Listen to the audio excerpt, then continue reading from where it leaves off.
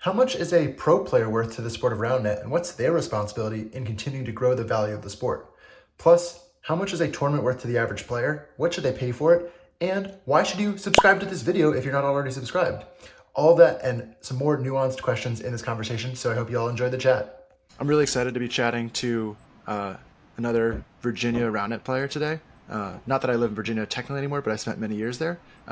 Will Picone is still in college somehow, despite having achieved a lot more than almost anybody in the world, especially in the open division. He's a two-time world squad champion. He's got an individual bronze medal. He's also a U.S. national champion. He's also a STS bronze medalist. So a lot of accolades out there. He's also a STS mixed champion and an STS runner-up in mixed. So Will, let me know if I missed any of your major podium and championship achievements, but glad to be chatting with you and talking about your journey around it. Yeah, stoked to be here, and I think you hit on most of them. Okay. Um, Obviously, you are still in college and you've been playing around it for many, many years still because you started so young. I'm curious. I just want to start with like the grind that you've taken to get to this level and push yourself. What has been like the time commitment for getting your craft, like your skills and round it to be at the level they need to be? And I think the second question or half of that is now that you've achieved so much, like how do you keep yourself up to speed? Like what do you do to continue training as a player? Yeah, absolutely. When I was in high school, I definitely had a lot more time to put into RoundNet, and COVID happened to be during my junior senior year. So I didn't go to high school again. I took online school my senior year, so my time was completely free, and I would say that's when I was most invested in bettering my game and just having the time to do so. I would hit serves for hours a day. I feel like I was kind of where Jonathan Harder is right now, to put it in perspective.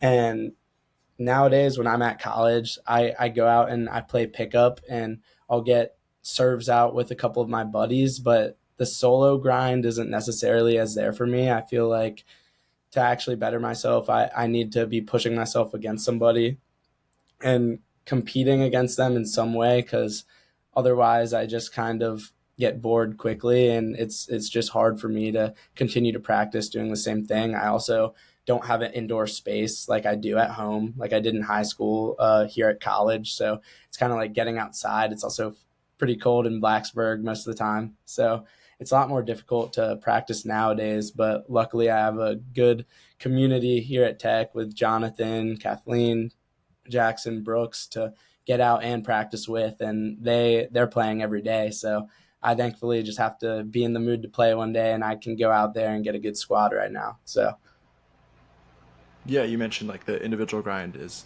like it's its own thing. You get a lot of reps, but having that like community around you can also kind of push you. I'd love to jump to like some of the work that it's not just you. It's really been a group effort.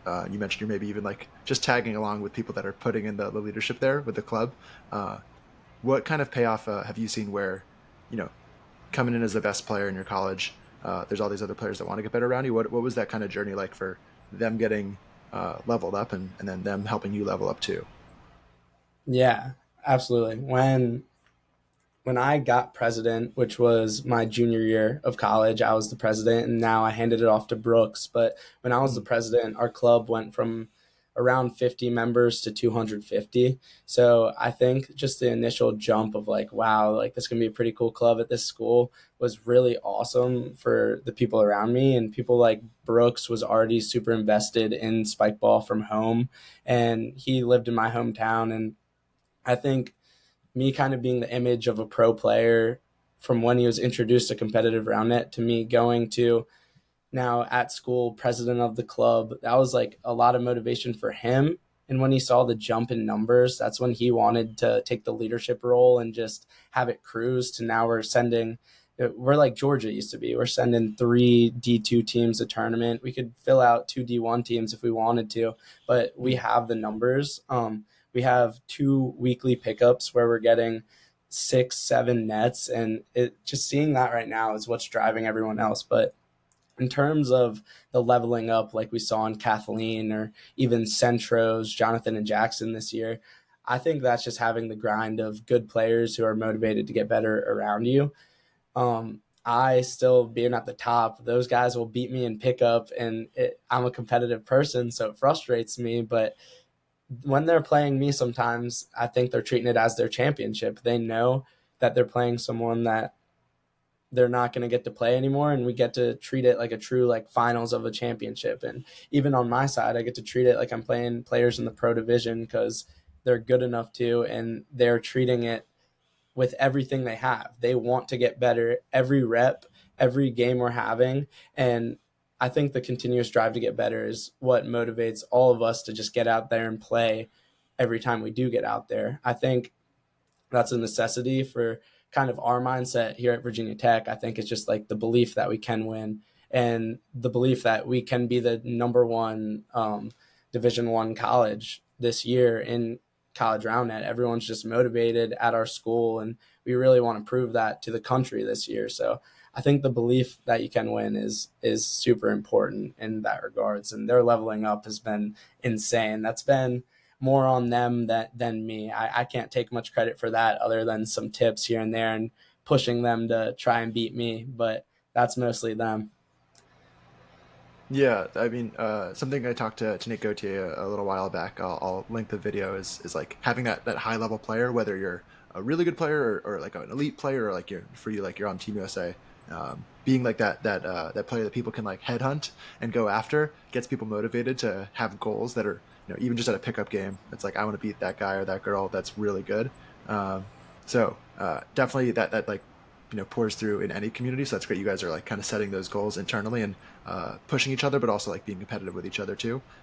But it sounds like the hallmark of the growth there is what I'm understanding in a lot of places is it wasn't just one person doing it. It's become a wave of a couple of people saying we want this to be better. We want to grow our community. We want to be better around it, and we're gonna have fun doing it. I'm curious, like on the non-competitive side of things. I also have to catch myself a note. Will said like UGA used to be. They still are. I have to like make sure we don't accidentally slander them. UGA is still doing the thing that you guys are now doing. So I agree. huge shouts to UGA. Yeah, I know. Don't want to have any dogs coming for us.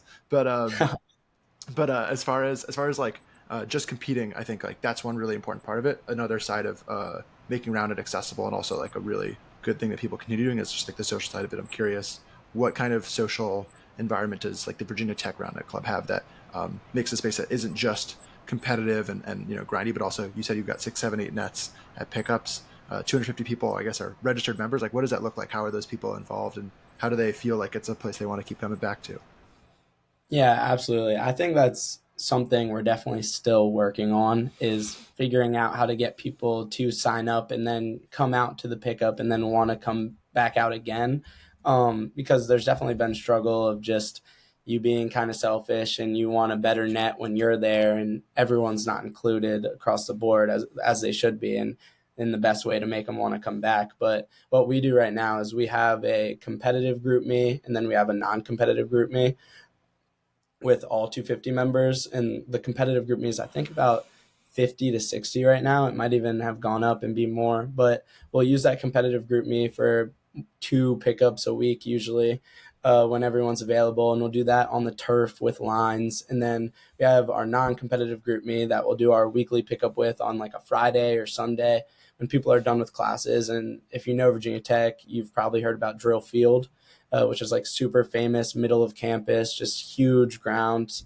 And it's right on the middle of campus, so all the freshmen are there. It's super accessible. So we'll do our non-competitive pickup there without lines. We've actually painted lines a couple times, but typically without lines, and it's just much more casual. And we've also just been like introducing the rally ball in different sets and stuff to people, whether it's Premier Spike, Spike Ball. I think that's huge. We've had a lot of fun with the rally ball recently, actually. So Nice. yeah. That's sweet. I'm curious specifically because I think a lot of people do this model, right? They have the top of the funnel, as many people as possible, this open pickup, and then hey, if you want to get on this track of being more competitive, like it's available to you. How do you guys market the competitive side of things? Is that something that people can raise their hand and get involved with? Is there like information that you guys like post out and say like, hey, we're going to be here if you want to really like lock in and push yourself? Like we'll help you and we'll push you to get there. What is the what's the Virginia Tech model for that one? Yeah. So when I was president last year, I hosted tryouts, and I think that was it was first time with a competitive side since we had so many members. That it was our first time introducing that, and I think we figured out tryouts isn't necessarily the way to go. And this year we're offering more of, if you want to join competitive, you can. And once they join competitive, I think they see the difference and they're figuring out themselves if it's for them or not. And I think because of Brooks specifically, a lot of them have been like, Brooks is just at the perfect level of skill and just love of Roundnet that he's willing to take the time That's a to skill. improve these Yeah. players. It's impressive. It's something that when I was president, I still just didn't always want to go and play with the newer players. I didn't want to play with the beginners because it was a little boring sometimes, and it does take time and you need patience. And I think sometimes I just didn't have it, and that's something that Brooks offers as president. And I think it's been huge in just getting so many people. I mean, like I said before, we had three D2 squads, and Yeah. that's all because of Brooks introducing them to it. Yeah, no, that's it's great. That I mean the patience that you mentioned, right? Like whether it's for growing a club and community, whether it's for like the growth around in general, I think I'd say it's sorely lacking for a lot of us. Like we want things like now, now, now. So having people build that up and also like setting that as a more of a norm is super important so that we don't like get ahead of ourselves. Kind of speaking of that, I wanted to pivot from like the club things into a little more of like your individual like competitiveness. Uh, we talked a little earlier this year about how you won $1,000 yourself playing with Justin in Raleigh, and how like that made a big difference in what you could pursue travel wise. So I'm curious, like, what difference, if you could like speak more to that, does getting like paid as a rounded athlete, and whether that's in prize money or other ways, other sponsorships. Um, how does that impact like your ability to continue pursuing roundnet? Because like you said, it's a lot of time, it's a lot of effort to get good, to travel. So um, like, how does balancing that commitment with like the resources that you can pull into Roundnet come together? Absolutely. I'm going to start with Olivia and I winning 2022 co-ed mixed. Mm-hmm. We when we won that tournament, we won 4,000, so it was 2,000 each, and that was my freshman year of college. So that made a huge impact on my life, like more or less, but especially in what I could do for Roundnet. And then the following season was when Rahul and I played, and we obviously had a good bit of success, which allowed me to continue traveling. But that $2,000 I won at the end of the season rooted a lot of my travel the following season. And that's why I got to spend a whole month in California, basically traveling on the other side of the country, because I had that extra money from winning the season before to do so. So that was a huge impact on that season. And then Rahul and I also, before the season, because of the success both of us had in 2022, we got really, really good sponsors. I couldn't name all the companies off the top of my head, but we had a couple. Spike Ball, for example, was paying us 3,000, um, around there. I think it was 1,500 each. I don't know if that's exactly right, so don't quote me on that. But Neither do it I, was so it that's all was a right. chunk of money. It was a chunk of money that helped us both travel, and it was also cool to be sponsored at the tournaments and promoted kind of like they did with the little signs. That was always awesome. But then getting into this year with Justin and I didn't really have the sponsors to do the traveling at the beginning of the season. We got Club Spike, which offered us 400 each, I believe was the number. And yeah, then winning Raleigh was really the only income we had throughout the whole season. We got to Utah, and I had already spent most of my money on flights to Chicago because I changed my flight to be able to play co-ed with Olivia, Grant, and Allie, which ended up not being so worth it, unfortunately. But I ended up changing my flight, spent most of my extra money thinking I'll get a chance to win it at the championship and co-ed and open. Mhm. But it didn't work out like that. And unfortunately, Justin and I couldn't play Utah, which is the first tournament I really had to not play financially wise. Sure. But that's okay. I'm a young adult. Got to figure things out. Yeah, I'd love to come back to the Utah thing in a moment, but first I just want to say or ask around the sponsorships you mentioned, Spike Ball, Club Spike. I know you've like been sponsored by Slunks before. I'm curious, like in exchange for some of these sponsorships, whether it was like merch or financial support, what was your role? Like, what value did you bring to those companies? Because I think a lot of people maybe assume like, oh yeah, just give me money, and then like look at me, like I'm a sponsored athlete, like isn't this worth it for you? But like, I'm curious, like what active steps you maybe took around that work. Yeah, some of the companies I feel like I brought the most to that sponsored me is funny enough, probably Slunks and Spikeball. For Slunks, it's funny because they don't offer, or at least they did not offer us any money on any of my seasons since Airbuds to Tilted. They never offered money, but they just offered those free shorts. And wearing apparel is just much easier to promote than anything else. So it's easy to just tag Slunks in the post or post a little sponsored picture wearing them because they're awesome shorts. So that was super easy to contribute back to them with the pictures, kind of like all the volleyball teams that they also sponsor do. And they appreciated that. In terms of spike ball, I I don't know what more I offered than my presence at those tournaments and just promotion of events by posting them, kind of like ERS. You'd ask me to post them, which isn't super beneficial, but it is just getting it out there to a couple more people. But they asked us to make some videos, or we had an entire contract and plan set out, and I'm not going to talk about it too much, but they said they were No going to send worries. us ideas for videos, and they never really did. They just kind of expected us to come up with the ideas, and we tried to do vlogs and stuff at events, and they just never turned out well. So we just do a highlight video or something along those lines, and it was just difficult to figure out where to start to contribute to Spikeball. So I guess I'm kind of stepping back. Maybe I didn't contribute as much to them as I expected. Yeah, or even for songs, like I wonder if like did you guys have any like affiliate sales where it was like, hey, buy this, buy like check out songs, and like that way you can show songs that um That reminded me, Club like where. Spike.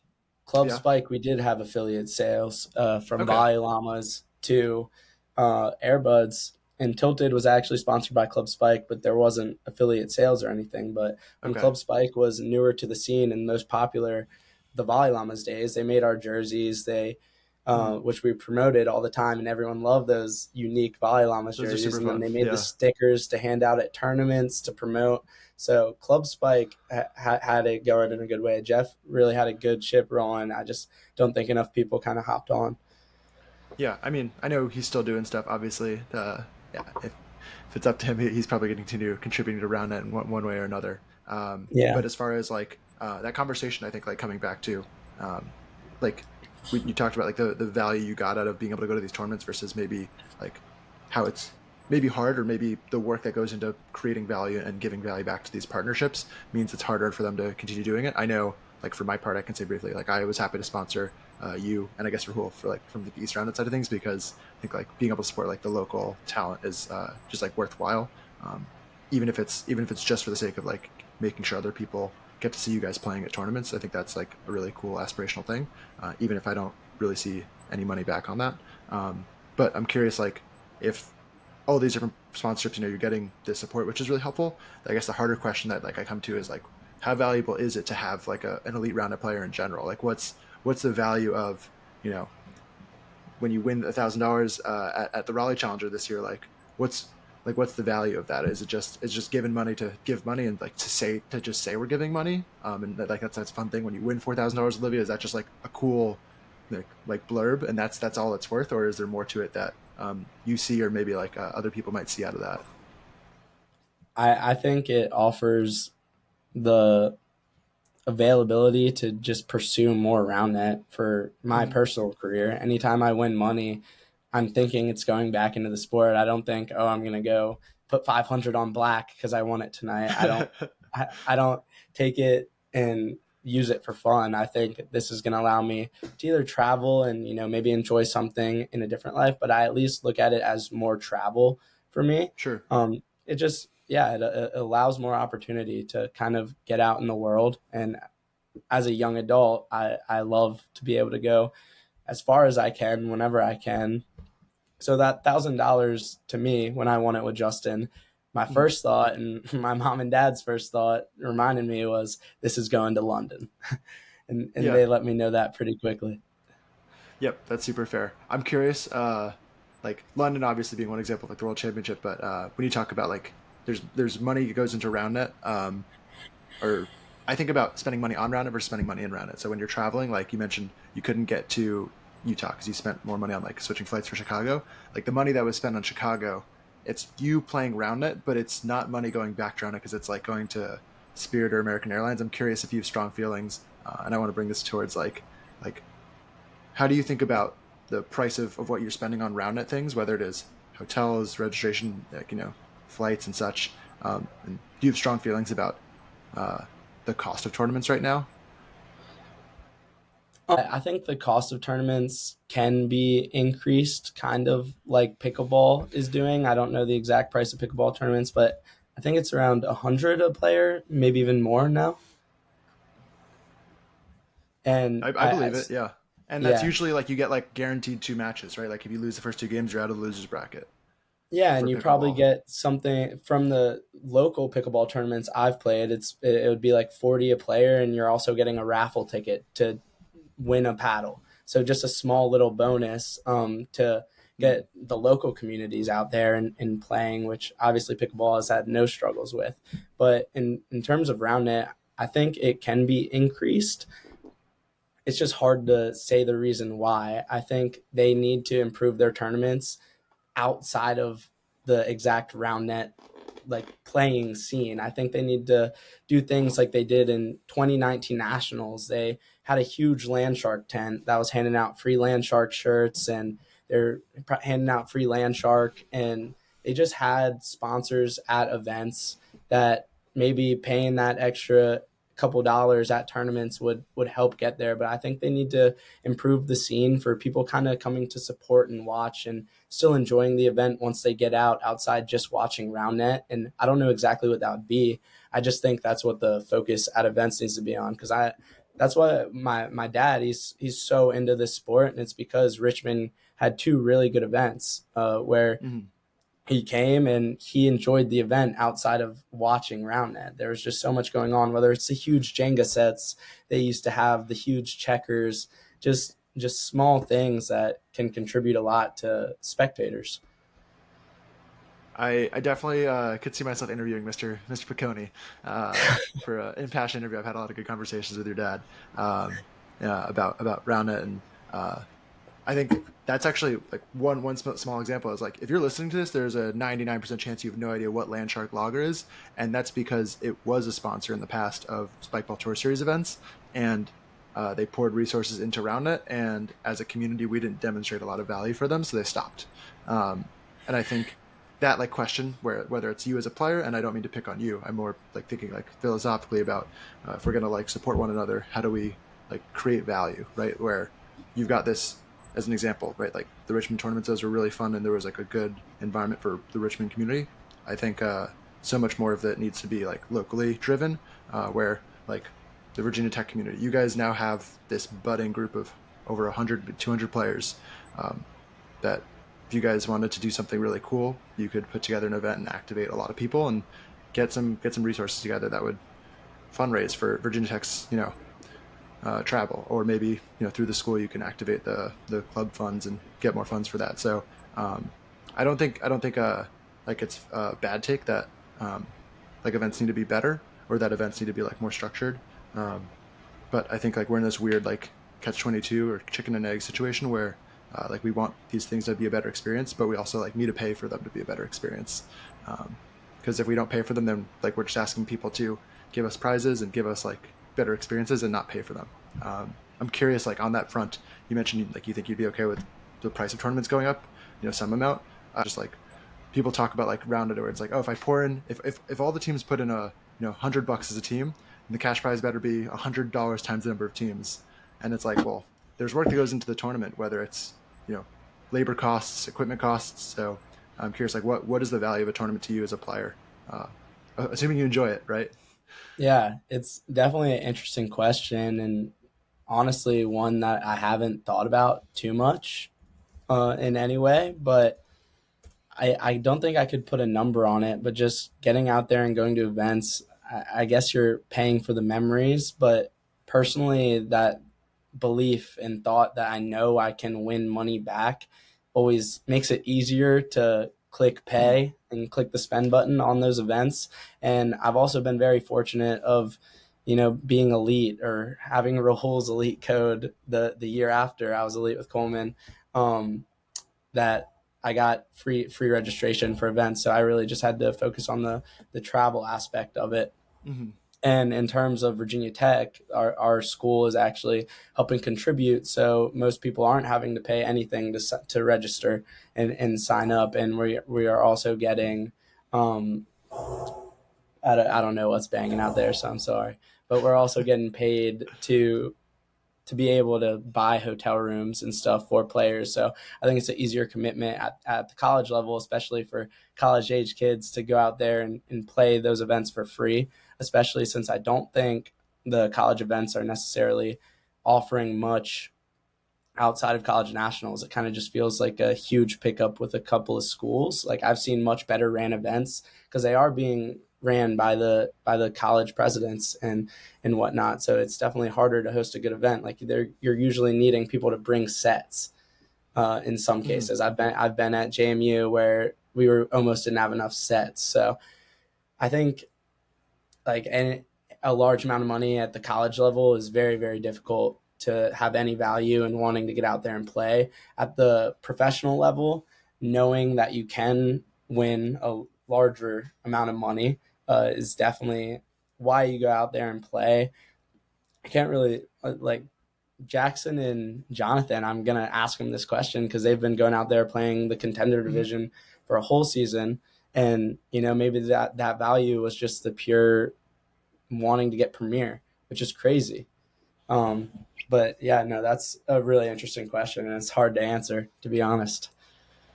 That's totally okay. I think I agree with you. Like in college, like the answer has to be grow the local community and club so that you can tap into. You might say free, but like you're spending tens of thousands of dollars sometimes, depending on the person in the school and the scholarships you might have or the need tuition you have. But like there's money that's tied up in processes, and so if you can just do that work, like you think about like you're getting paid to like do paperwork for like your college club, like hundreds of dollars, thousands of dollars maybe to do that work so that you can all go play Roundnet, which is cool. And so like, yeah, there's value in that. For the pros, I can hear your perspective, but I agree. I think the most interesting perspective is the people that are playing Roundnet just for the fun of it, right? Like we can't have everybody playing and being like, well, I might win like $100 for playing in this like contender level division. I don't think that's a sustainable way to approach the sport. I think playing because we're pursuing money, no matter how good or bad we are, is not good. Like I think of people who run like the marathons, right? Like the pros, they run the marathons, they win money, but everybody else is running the marathon because it's like a really awesome achievement to pursue and Yeah, a really that's a cool good moment. point. And even if it's not a marathon, I think more accessible to more people would be like just running your local community 5K, where like that's just a fun experience. And thinking about Roundnet as being like an opportunity to provide that value to people, where it's a space that's social, it's a space that gets people active, is worth spending that money and not just spending it on just flights. Yeah. It's great that you guys have the local things going on. I wanted to come back to thinking about like for you and thinking about like you mentioned some events maybe not having the same things you had before. For you, like what differentiates like a bad event from a good one in your experiences? Yeah. I would just, from when I started playing spike ball Roundnet to now, I just think events have kind of been on a roller coaster of up and down and up and down. And they used to put so much time and energy into majors or regionals back when I started playing, which is crazy, to the point that now we're kind of at a spot where even a major feels just like a bigger challenger. It doesn't, there's nothing that feels different when you're there in terms of maybe they bring a food truck, but they're just, it was like they weren't able to put the money out towards those three events this year to make them different in any way. Like 2019 Nationals in Richmond, like I said, that's just an event I always think of when I think of like the coolest events ever, just having the huge land shark tent and just having big Jenga over. There's just so much going Sure. on outside of just I this. wanna Just I wanna press you in one thing. I think this is a really interesting thing. And actually, just really quickly, when you talk about regionals, I'm pretty sure I ran your first tournament, right? The regional up in Boston in 2018. yeah. Which you share with your nationals runner-up teammate Kieran Rose as your first tournaments, right? So Wow. that's a fun shout that your guys' first tournament was the same one, and then this year you guys got second at nationals in the U.S. nationals. But yeah, I'm curious if you feel like you have like grown, not just as a player, but as someone who knows more about the sport of Roundnet, and how much that has like made you feel like you have more understanding on what's good and what's bad over time. So the first events, you've got like rose-colored glasses on them. Like I'm not taking your joy away from giant Jenga, but like I would press and ask like, was that event actually that good, or were you just so new to things that it had the novelty, and now you're at your 50th, 60th tournament in 2024, and you're like, like, this one's just okay. And I will grant, like, for you, when you say that, you're talking about the Spikeball Tour Series. The Spikeball Tour Series over time has gone up and down with funding, up and down with sponsorships. So like that's super valid. But I'm curious if you've like thought about like how you apply your critical lens over time, and if that impacts how nice the first events were versus how not as amazing or as impressive the more recent ones are, because you're going through the motions maybe. That's a super good point that I need to consider.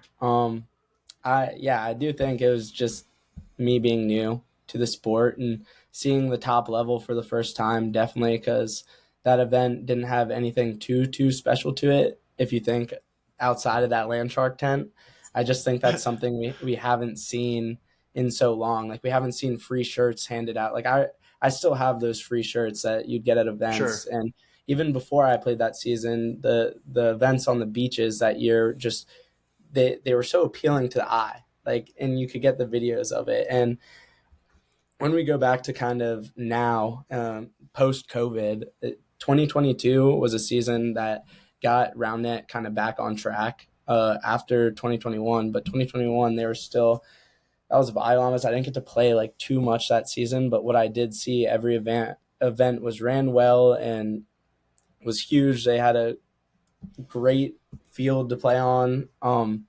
But then 2023 was kind of like when we got the peak with Round Network and everything. And maybe that's my view from, because I was so focused on my division as a pro that I noticed like all the cameras and stuff on that side, and I didn't really notice what was going on everywhere else. But I feel like events back 3 years ago wouldn't have been on three separate fields at a venue. They'd all kind of be at a venue where everyone could be together in a way. And even small things like that where they just can't afford the complex that best suits their sport. I think that's something that's like a value add to events when everyone gets to be Sure. right next to each other. Like, Yeah, you're describing all these things that are value add. It's hard to put a dollar amount on them, but like I'm hearing like certain experiential things, like even free T-shirts, right? It's like someone's paying for them, and so if we're not getting free T-shirts anymore, that means that someone stopped spending money on giving us free things because it wasn't worth doing that. The same way that maybe you got the sponsor from Spikeball last year, and this year they were like, we can't just give you money to not help yeah, us and just partner on little our pop-up business. tents and Um, little vendors that used to be at events. I think that's sure, something sure. we don't really see anymore outside of, I guess we saw it with the peanuts for a season, and now Hampton Farms isn't even there, and now it's really the only tent you see at a tournament is the athletic trainer. Sure, sure. Yeah, I think um, that in my mind doesn't speak to a lack of effort. Just giving my like behind the scenes notes on things. I think like that's really more a calculus on like my long view on in particular the Spikeball Tour Series has been spending a lot of money on tournaments with the hope of growing Roundnet. But in my view, the Spikeball Tour Series in a lot of ways has done a lot of good, but also nothing's in a vacuum. It's also taken away from a lot of focus on uh, the local community. You talked about like spending time in California with sponsorship money, and it's like if I was giving you money as a sponsor for being a Roundnet player, I'd be like, go grow the community in Virginia Tech or go grow the community in Richmond. So even like you mentioned, Centros and like their goals to be premier players is an admirable goal. And maybe I'm a jaded non-premier player right now, but I just think that like pursuing a thing this like shiny object versus like growing your community. Like what they're doing at Virginia Tech, I think is 10 to 100 times more valuable than like achieving some arbitrary metric, right? Like they almost won their big college tournament. Like I wouldn't have cared if they were premier players or not when they did it, because they played really well a couple weeks ago. So I question, and I think like getting a better perspective on who's spending this money. Even when you mentioned like saying 2023 felt like the peak just because like Round Network was filming some tournaments is like kind of arbitrary, right? Like, and at the end of the day, that money was spent largely by myself, Albert, and Spikeball. So when people say like they want those things, it's like, oh, we want them too. But if no one's like supporting the people that are doing that work, whether it's Round Network selfishly or the Spikeball Tour Series or any other entity, I know I run a lot of tournaments and try to push myself to get better and better. Yeah, I don't mean to be talking at you too much here, but yeah, just making sure that like there's real work that goes into this, and I think a lot of times people just want the nice things, but if we can't put a number on, hey, like it's worth this much to me to have free shirts or this other thing, like then we can't have nice things and we're not spending money on the tournaments at the end of the day. Because if we want those nice things, to put a pin on it, like Spikeball spent money on the nice things for many years, and they've spent less on it recently, and I think that's okay. Like we have to accept that. If you want to be upset with Spike for now spending less than they used to, that's a weird like perspective to have, I think, instead of being grateful that they did spend a lot of money on it. Whether they spend it on good things or bad things is a different debate, but like now we have to spend money on things. And I think if we don't want to spend money on things, first of all, we should decide what things are important to us, right? Is it a land shark tent? Sick. Like if that's really fun, great. If a land shark tent means we get more people playing Roundnet, that's what I'm more interested in, right? Like, so when I think about spending more money on Roundnet, I'm like really interested in that question of like, do we make this something that more people want to keep doing? And I think right now we've done very little thinking about that, which is why I'm super interested in, for someone like you. You've been playing for so long. You've been playing for over 6 years now, competitively alone. And, you're a senior, you're in college, and I to bring it back to you on questions less on like how valuable tournaments are, which is I think super valuable. I'm curious, like what comes to mind for you when you think about pursuing more things? You're a 2-time world champion now. Do you want to be a 3-time world champion? It's a long time away. You're about to go look for jobs, or maybe you're looking for jobs already. So like reality is really going to hit you, and the money's going to have to come probably from you out of your day job. That's what a lot of people do. They get the day job and they decide, can I still spend $1,000, $2,000 on Roundnet stuff, or do I just put it into my 401k? Which are those are important decisions to make. How's your headspace? Coming into that and thinking about like maybe the sponsorship money isn't going to be the same that it used to be, and you have to pony up and guide the fight to Utah on your own. Yeah, absolutely. I've kind of realized and noticed that any future for the sport is going to have to be self-funded for me, and especially these next few seasons as we're kind of hitting a rebuilding stage, in my opinion, in some way. Just seeing what the future of the sport is going to be a large determination on how much I continue to play, as well as just who I get to play with alongside. Sure. I'm not going to play a sport when I have no belief that I can do good in it, and I don't want to just do that to my mental or health at all, or just personal. Like I don't want to be down on myself because I can't be what I used to be. I want the belief that I can still play and compete at the top level. That's just a necessary thing for me to play and travel. I think I'd still play locally. I'd still play any ERS event when I'm nearby and it's easy. What a shameless plug. Good job. But I don't think I would travel to California or Utah to go play an event. I don't have any belief that I can win. That's just not something I personally would do. In terms of this next season, just whatever the rule set, the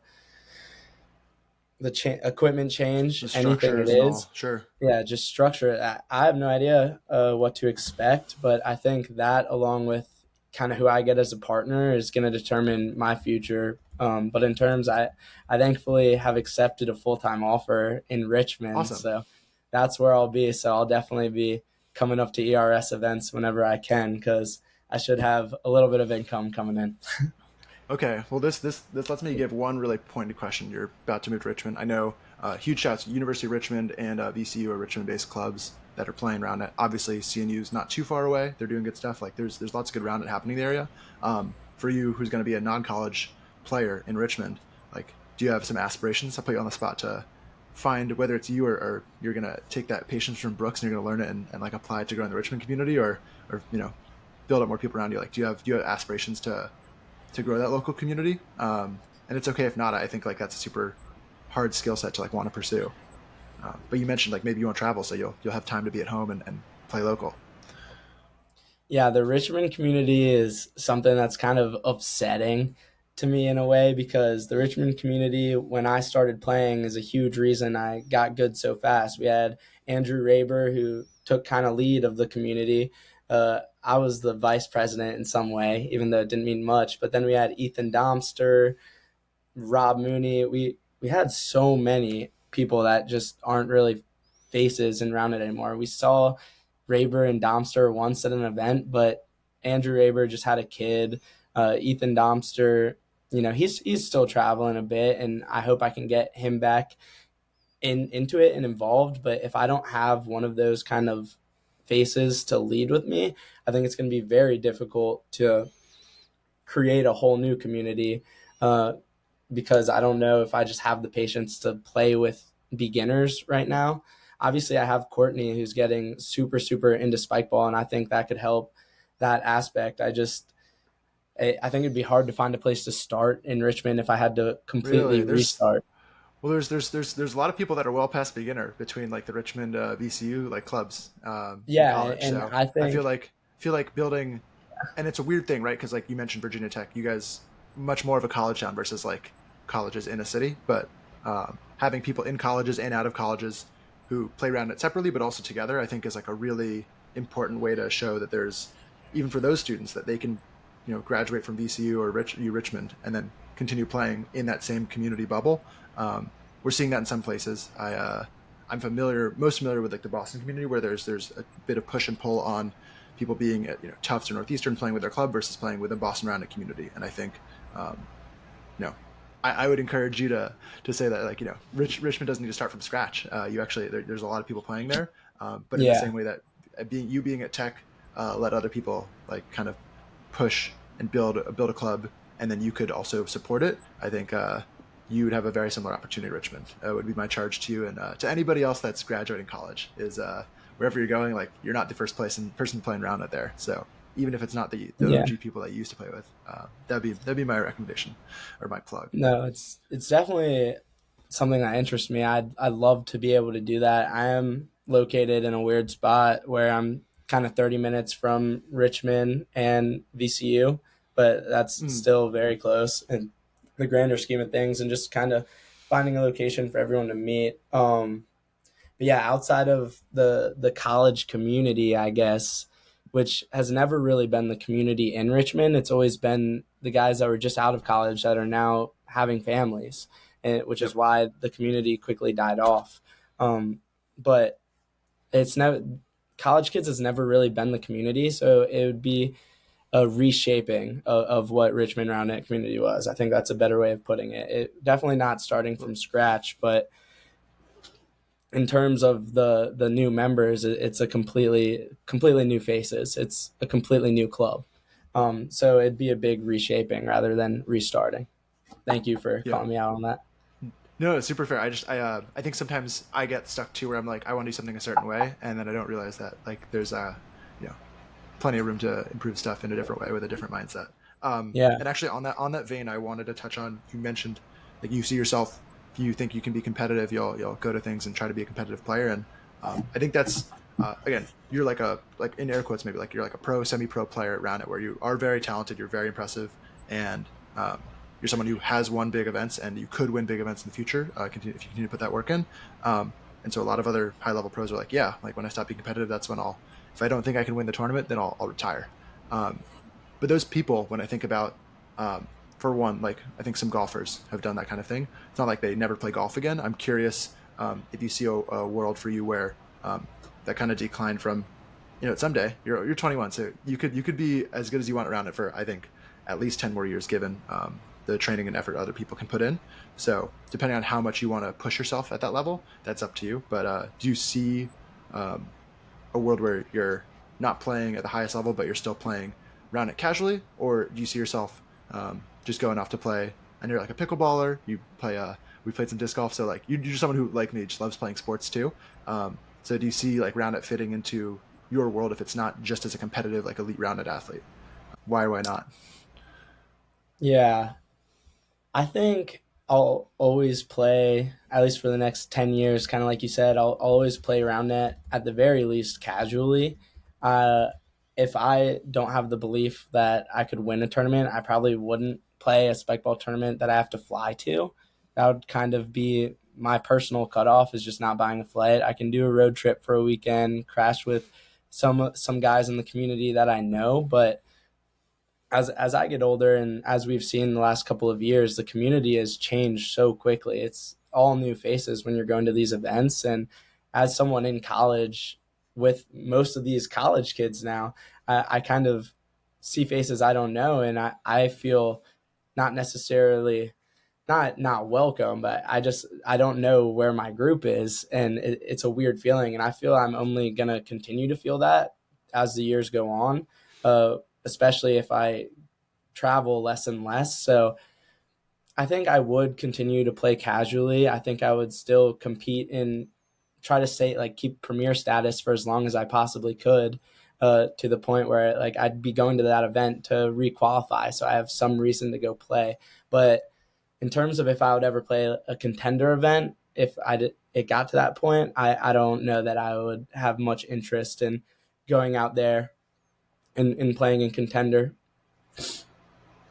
That's super understandable. I think that's how I think about like travel in the sport, right? Is like if you're at a certain level, you shouldn't need to travel because the goal should be to have people around you that are already competitive enough that you can spend money locally in your community and not spend money on trips and stuff.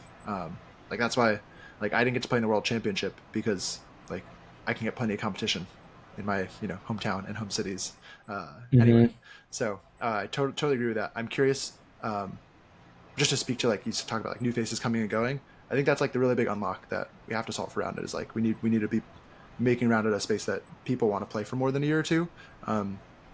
Where if you can stay around and make it a thing that has this fun social aspect of it, the communities locally, then all the other resources I think in my mind start to fall as dominoes. A lot of people say like, oh, if we just had money, like it would solve all of our problems, but we've seen a lot of money spent on Roundnet. Maybe not as much as you would want to or I would want to, but we've seen a lot of money spent on Roundnet and hasn't done the things that we would hope it would do. I think we need to actually have more people playing and watching this thing. So um, I'm with you there. I had I think one more question, really briefly. It's about just like some of your achievements and like I mentioned at the top, you've got a lot of these accolades. I don't want to ask you to rank them, but in particular, I think one interesting one is you mentioned like keeping premier status or, touching on how the STS championship winning next was a really big impact on you. In your experience as someone who's pretty new to like, I guess, focusing on like this growth side of stuff versus like you've been mostly like player focused for a long time.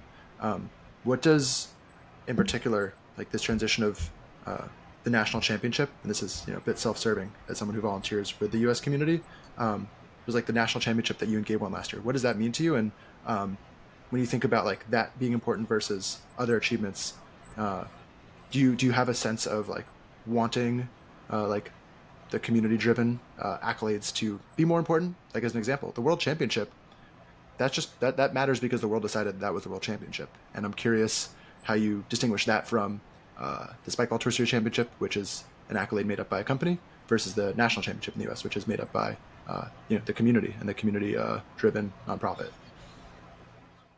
Yeah, very interesting question. It's another thing I haven't thought much about, but it's super interesting to touch on. And I think the biggest reason that nationals was so important to me was because I qualified for the world championship that everyone kind of decided was the world championship. But in the grander scheme of things, I only lost money from going to worlds and becoming a world champion.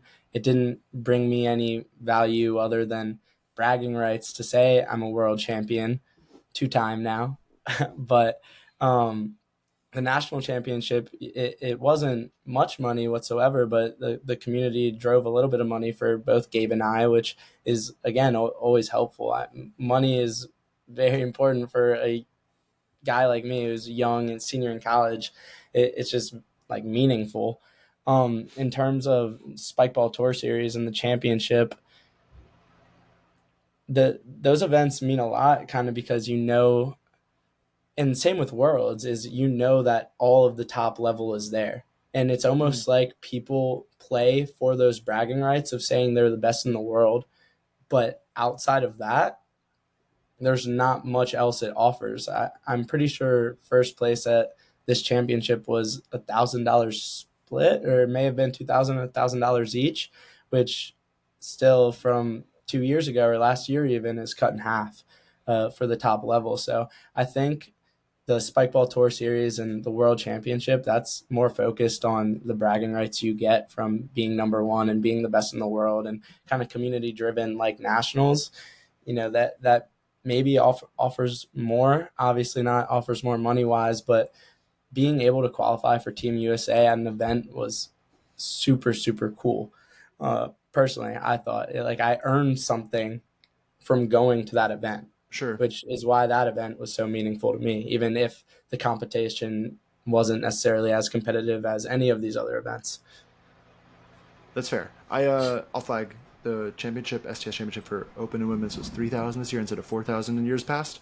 Hmm. And like you mentioned, when you won 2,000, you're half of 4,000 playing mixed a couple years ago. That didn't get you to all the tournaments you needed to get to, necessarily. Or maybe that was for this year. That last year's money didn't get you to all the tournaments you needed to get to, right? So, um, like, if the money's not even like getting you that far, I personally start to question like, is it about like, is that actually that important versus like just the bragging rights? And one other thing of contrast I'll note is, where the money comes from. You mentioned like some sponsorships versus like cash prizes at events. um, Buddy Hammond won $0 at the World Championship in 2022, but he certainly used those bragging rights to make money, by finding Yeah. sponsorships and partnerships. So, and not that that's easy to do, but I think just like trying to use the platform that you have to create value for other companies and for other partners lets you make money as a player, and that's so much easier said than done. I don't mean to say that you're not trying to do that. No one's trying to do that, but yeah, totally heard on like the way you approach those. I think that's really fascinating. I know for me, like when I think about how we try to go around it, you mentioned you know wanting to see like how things kind of pan out with rules or structures and other ideas. I'm curious how you feel as like a spectator of the growth of the sport versus um, like wanting to like lean in and participate in that growth, not just from like a local side of things, but also just contributing to um, helping decide the direction the sport goes. Right, like I mentioned, the World Championship is that's a community thing that's getting put together, and um, I see failings at the World Championship not as like failings on any one person or organization, but misses by the whole community not doing better to make it the best event possible. In the same way that you cited, other past events being really aspirationally awesome. Um, I think like not being a spectator to the sport that you and I care about is like a big missed opportunity. So I'm curious if you've thought about that perspective of like not just being a player, but adding to the ways you're part of Roundnet, and if so, like if there's anything particular that you're passionate about. Yeah. I think recording and putting out videos of you playing or others playing or just competition, I think that's extremely important, especially with all the testing going on. I'll catch myself watching Thomas play big ball with Emerson, or just Scott Beeks even. He's doing a lot of testing right now. I'll just watch to see how enjoyable it is to watch a game of Roundnet with these different rule sets. And then, I Mm. can bring that back out and send it to a group chat with Brooks, Jono, any of those guys, and it can get us to go out and play and test that rule set ourselves. So I think promoting videos is extremely important right now, and that's something I've personally, and I feel like a lot of players that level up quickly, they lose interest in it, because a lot of that footage and putting out highlight videos is to prove yourself to the community. In a way, you want the community to see your highlights, and it is a little bit of selfishness, but you want to put out yourself playing good. And I think that once you've kind of been at the top for a little bit, that is just less attractive of something to do. Like, you don't care as much because people will want to either see you on stream, or you just trust that other people are going to be recording the games, and it just like quickly loses interest. And that may just be me personally, but I also see a bunch of other pro players that have no interest in recording their games and watching them back. Or sharing them, right? Like sharing them with other people so that people can see what the gameplay looks like. Yeah, exactly. And I would say it's definitely a missed opportunity for like getting more of a footprint out there digitally to grow the sport. yeah, and thankfully I've had Jonathan, who's recording a lot, and he's putting out all the videos on his page. Nice. If you ever want to check them out, I can send you the link to that. He has a bunch of Virginia Tech Roundnet footage of us playing rally ball and us playing no drop zone and stuff. Yeah, people want to break down your game and prepare to play against you with some experimental rules in the coming weeks and years. Yeah, Christmas classic. Can't wait. Is there anything else you want to share with folks about like how you're feeling about Roundnet right now, just temperature wise, or any other like stories that we didn't get to cover? There's nothing I can really think about. I just hope that our community takes the steps kind of like you're doing. I think all these videos that you're putting out is extremely beneficial to the community, the top players. I think you grew my knowledge on the sport. There's definitely things that I haven't put the effort into, and you didn't call me out on, but you just gave me a little nudge like, hey, actually it's going in this direction. And I think that's super helpful, and just people getting on here and you picking their mind. I think you're doing a very good job. So I guess I was more directed towards you than kind of the community, but I just encourage people to talk about Roundnet and sports and kind of what we can do to improve it. Well, I'm really bad at taking compliments, so I'll just say that's unwarranted and very generous of you to say. But I appreciate it, and my goal for these is that more people know more about Roundnet and do more about Roundnet. So hopefully, if you've watched all this, you do that, get people talking and playing more. But thanks all for chatting. Really enjoyed this conversation, and see y'all in the next thing, I guess. Thanks, Ben. See ya. Do you want to get more money into Roundnet? One small thing you can do is subscribe to channels like this that cover Roundnet. Every little bit helps, and it gets us closer to monetization. You're watching ads on YouTube, you may as well have some of that ad money go back into Roundnet. You're going to make me record another outtake just to ask you to subscribe? All right, fine. Thanks for subscribing.